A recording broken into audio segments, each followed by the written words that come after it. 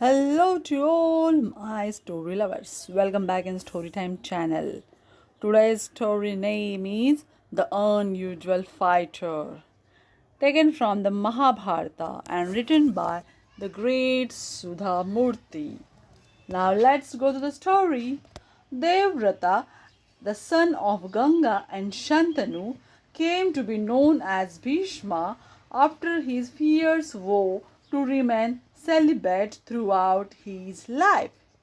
When Vichitravirya, the son of Shantanu and Satyavati, and therefore Bhishma's half brother, came of age, Bhishma took it upon himself to find him a suitable bride.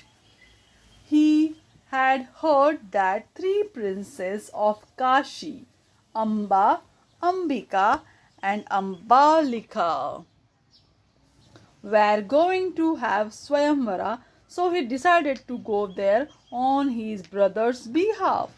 The day of the Swayamvara arrived.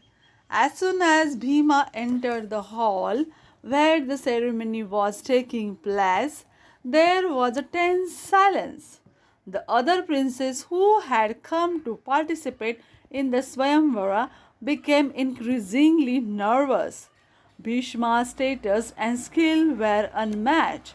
Bhishma announced, I am taking these three maidens to Hastinapur so they can marry my brother Vichitravirya, the present king of the lunar dynasty. And I am ready to fight anyone who is opposed to this. Nobody had courage to battle Bhishma. Of course, even the king of Kashi was too petrified to offer any resistance and sent off his three daughters with Bhishma. On their way back to Hastinapur, the eldest maiden Amba said to Bhishma, I can't marry your brother. I love Prince Salva of Saubala kingdom and I know he also feels the same way.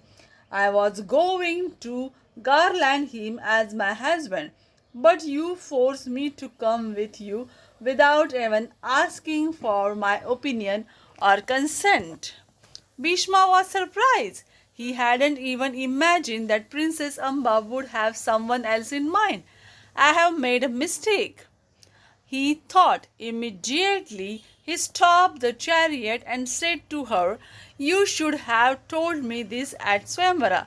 Had you done so, I would have left you there to marry your beloved and brought only your sisters with me. He turned to the other two and asked, What about you? Ambika and Ambalika shook their heads. Bhishma commanded one of his servants to take Amba to Saubala. Amba thanked Bhishma profusely and went on her way while he and her sister resumed their journey. All along the journey to Saubala, Amba thought that the prince would be ecstatic to have her back. To her horror, Prince Salva refused to have anything to do with her. No, he said, I can't marry you. You are Bhishma's now. I am a warrior. I should have tried to stop him, but I sat back and did nothing. Getting married like this, it's not right. I'm sorry. Amba was stunned, livid, and upset. Where am I to go now? She thought. I can't go back home to my father. In our family, once a girl has been wed, she is expected to stay with her husband, and I have to go back to Bhishma. Meanwhile, Hastinapur was busy celebrating Vichitravirya's marriage to Ambika and Ambalika. Bhishma was surprised to see Amba, who explained the circumstances of her return and said, Prince Salva doesn't want to marry me now, and I don't want to marry your brother. I wish to marry you as you are the one who kidnapped me from the Swayamvara. You must accept me as your wife. It is the right thing to do. Bhishma was surprised at her logic. The whole world knows about my vow of celibacy. I can't marry you. It is out of the question. Shall I speak to Prince Salva? I will be glad to help in any way that I can. Or perhaps if you want to marry someone else, I will go and request them on your behalf. Amba, however, insisted that Bhishma marry her, and so the argument went on for a while. Finally, Amba left the palace in anger and went away to the forest. She knew that the Bhishma was the disciple of Parshurama, the great sage, and that he was an obedient student. So she went to sage Parshurama and told him the whole story. Parshurama sent word to Bhishma, saying, Bhishma, you must marry Amba. You are responsible for her situation. It is my command. Bhishma rushed to his teacher to explain his side of the story. He bowed his head and said, Oh, respected teacher, you can cut my head off it. That's what you think is right.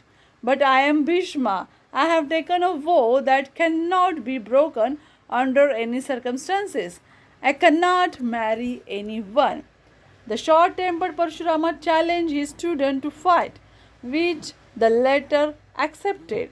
And so teacher and student fought a fierce battle, but in the end student proved undefeatable. Parshurama turned to Amba and said, I am sorry, but I have done all that I could. Bhishma is the greatest warrior on earth, and I am proud and honored that my own student has defeated me. You will have to forge your own path now. And the sage quietly went back to his meditation. Bhishma again requested Amba, Please, I beg you to reconcile with the hand that fate has dealt both of us. Amba, however, refused to listen to him. You have destroyed my life, she cried. I will ensure that I became one responsible for your death. Bhishma went back to his kingdom, disturbed by the incident, while Amba decided to perform penance. She meditated for years until Lord Shiva appeared and asked her what she wanted. Amba replied, In my next birth, I must be the one responsible for Bhishma's death. Lord Shiva blessed her and she died soon after. Then Amba was reborn as a transgender Shikhandi to King Drupada. Years passed and it was almost time for the war. Krishna, though he chose to side with Pandavas, vowed not to take up arms. Bhishma, when he heard of the war, remarked, Krishna, I have heard that you are not going to fight or use any weapon in the war, but I will see that you do. No, I won't, replied Krishna. Only fate would unfold what was to follow. Soon the war began, and its rules were set with both sides agreeing not to violate them. A charioteer must never be harmed or killed. The war must begin every day at sunrise and end at sunset. During the night, the soldiers could cross over each other's camps. On the first day, Bhishma's arrows fell on Arjuna, and some even fell on his charioteer. Krishna, who cleverly maneuvered the chariot to shield Arjuna from the onslaught of more arrows. When another arrow came and hit Krishna clearly against the rules of war, he became upset and dismounted from the chariot in anger. He aimed his celestial discus at Bhishma. I may be breaking my vow, but I will kill Bhishma for not following the rules, he thought determinedly. Bhishma also descended from his chariot and approached Krishna. O Lord, please kill me and make me the happiest man on earth. I am glad to see you take up arms. I have been fortunate enough to fight two avatars of Vishnu, sage Parshurama, my teacher, and you. If I die at your hands, I know I will go to heaven. Krishna realized his folly and recalled his conversation with Bhishma from before the war. He understood that Bhishma was goading him into using his celestial discus. No, I can't kill you. You are destined to die in a different way, he said, and resumed his duty as charioteer. Bhishma, being the formidable warrior that he was, single-handedly decimated a large part of Pandava's army, and the Pandavas grew concerned. At this rate, their army would soon be reduced to nothing. Krishna advised Yudhishthira, go to your grand uncle Bhishma and seek his blessings. Yudhishthira didn't see the point of this advice, but he had faith in Krishna. So he crossed over to the enemy camp after sunset. He hadn't seen Bhishma since the war had begun. Now he was approaching him as his grandson and not as the enemy. Bhishma was pleased to see him. When Yudhishthira touched his feet, Bhishma blessed him with a standard blessing, Vijayi Bhava, may you be victorious. Seeing a suitable opening, Yudhishthira asked him, how can I be victorious with you siding with my enemy? We can never win if you are on the opposing side.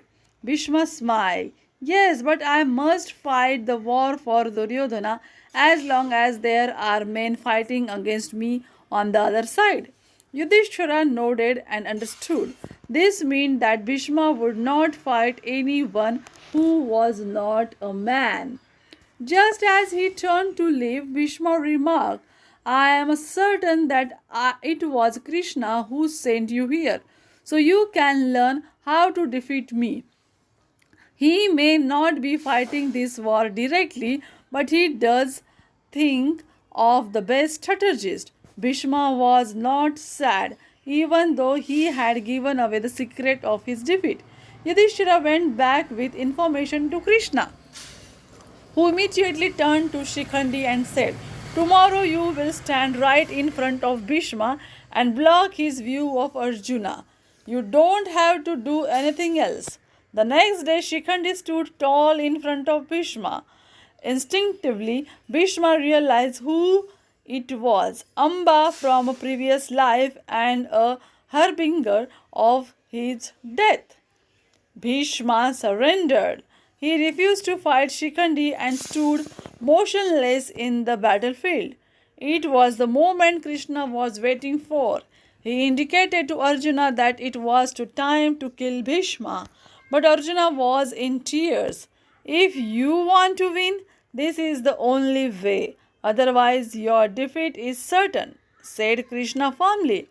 With shaking hands, Arjuna let his arrows loose one after the another as if in a daze, until Bhishma fell to the ground, supported by a painful bed of arrows. Amba's revenge was complete. This is the end of the story. Do you like it? Then comment it and subscribe my channel.